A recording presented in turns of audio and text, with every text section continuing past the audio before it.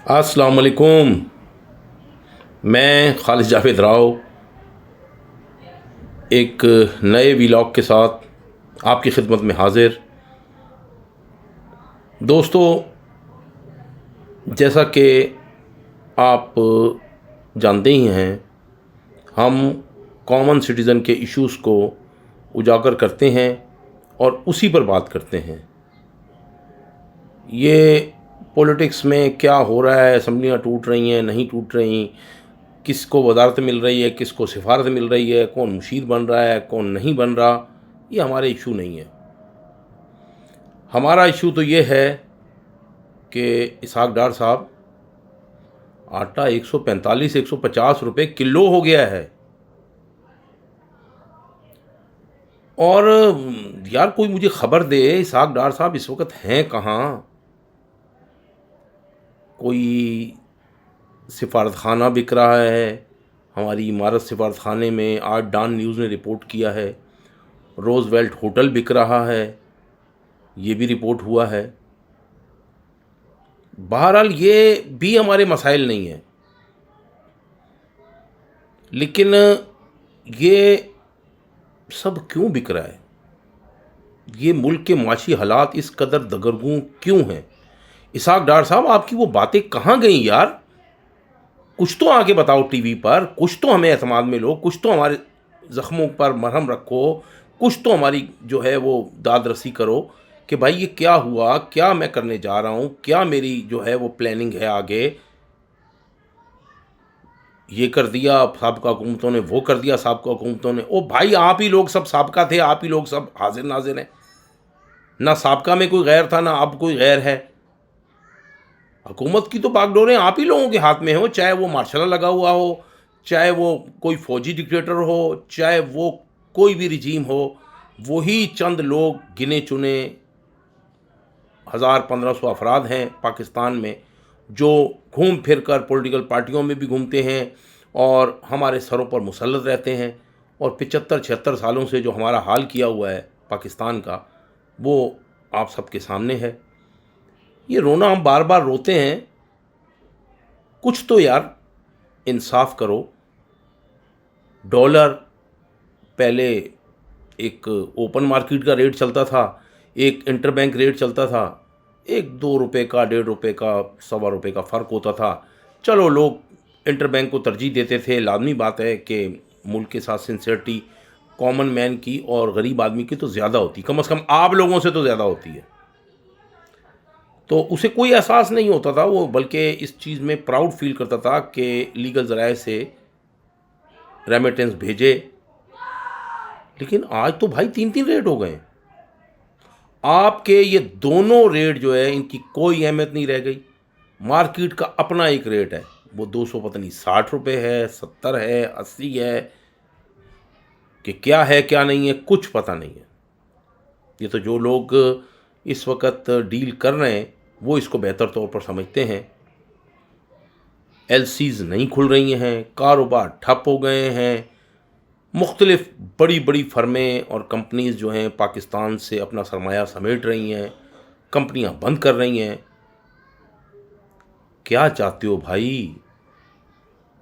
हुक्मरानों, please इस मुल्क के लिए कुछ सोचो। एक जगह बैठ जाओ, यकजा होकर सोच लो और कुछ इस मुल्क के लिए कर गुजरो। वरना यकीन करो कि हमारी बद्दुआएं, हमारी आहें तुम्हारा वो अंजाम करेंगी कि तुम्हें, बस मैं अब क्या कहूँ यार इसके अलावा। ये एक कॉमन मैन की आवाज़ है, एक आम पाकिस्तानी का ये गिला है हुक्मरानों से, वक्त के बादशाहों से, वक्त के शहंशाहों से, कि बरए मेहरबानी इकनॉमी के हालात कुछ बेहतर कर लो। और अब तो साथ साथ एक नया दहशतगर्दी का आफरीन सामने आ गया है। एक दिन में 7 दहशतगर्द हमले हो रहे हैं। क्या हालात है केपीके में, क्या हालात हैं बलूचिस्तान में। इस्लामाबाद महफूज नहीं है। मुख्तलिफ एडवाइज़री भेज रही हैं ममालिक अपने सिफारतखानों को कि भाई छुट्टियां हैं, कहीं आगे पीछे ना जाना, मेरियट होटल ना चले जाना, कहीं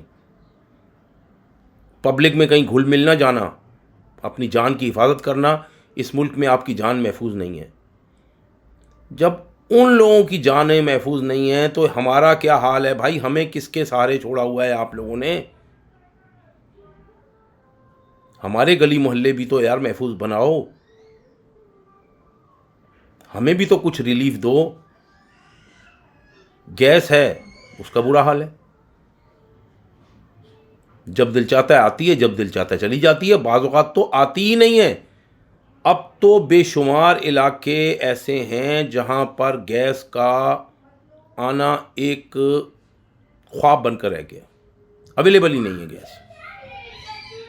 सर्दियां हैं, इसके बावजूद बिजली की लोड शेडिंगें चल रही हैं, बिजली मुयस्सर नहीं है। यार क्या इस तरह मुल्क चला करते हैं? और दुख की तो बात यह है कि प्राइम मिनिस्टर साहब कल मेरे ख्याल है कहीं इस्लामाबाद में ऐलान कर रहे थे कि मैंने जब हल्फ उठाया मुझे तो अंदाज़ा ही नहीं था कि मुल्क के हालात क्या हैं। यार ये इन लोगों का आईक्यू है, ये इन लोगों का जो है वो जहन, और इतनी इन लोगों की अकल और तमीज़ है। इस अकल और शऊर के लोग हमारे हुक्मरान हैं, बस हम शर्मिंदा ही हैं भाई इस बात पर। तो प्लीज़ कॉमन मैन की बात सुनो और इस मुल्क के हालात सुधारने के लिए सब यकजा होकर बैठो। हमारे लायक को खिदमत है तो हमें बताओ, हमसे कोई कुर्बानी चाहिए, हम बढ़ चढ़ कर वो कुर्बानी देने के लिए तैयार होंगे। दुकानें बंद कराना चाहते हो, रोड बंद कराना चाहते हो, बिजली की लोड शेडिंग चाहते हो, गैस की लोड शेडिंग चाहते हो, हम हर उस चीज़ के लिए तैयार हैं। हम अपना बेल्ट टाइट करके बांधने के लिए तैयार हैं।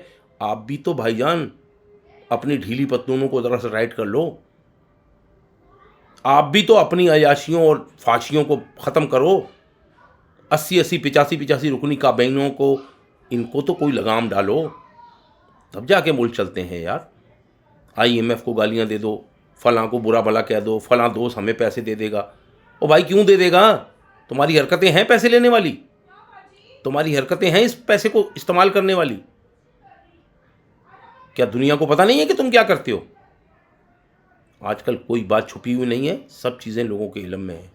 इसलिए मेहरबानी फरमाकर इस मुल्क को सीधे रास्ते पर लाने के लिए, एक मुल्क को खुशहाली की मंजिल की तरफ गामजन करने के लिए यकजा होकर फैसले करो और बैठो और इस मुल्क को एक अमन का, एक इकोनॉमिक के लिहाज से बेहतरी का एक गहवारा बनाओ, ताकि नौजवान भाग भाग कर मुल्क से फरार ना हो। पता है कितने नौजवान मुल्क से भाग का लफ्ज़ भी नहीं कहना चाहिए, मुल्क से चले गए हैं मायूस होकर। और ये वो लोग हैं जो वसाइल रखते थे जो चले गए। ऐसे तो करोड़ों लोग हैं जो बेचारे वसाइल नहीं रखते और ख्वाहिश रखते हैं सिर्फ जाने की। ये हालत बना दी आपने इस मुल्क की। इसी दुख और तकलीफ़ के चंद अल्फाज के साथ इजाज़त चाहूँगा। आपके देखने का, सुनने का, मेरे चैनल को सब्सक्राइब करने का बहुत बहुत शुक्रिया। पाकिस्तान जिंदाबाद।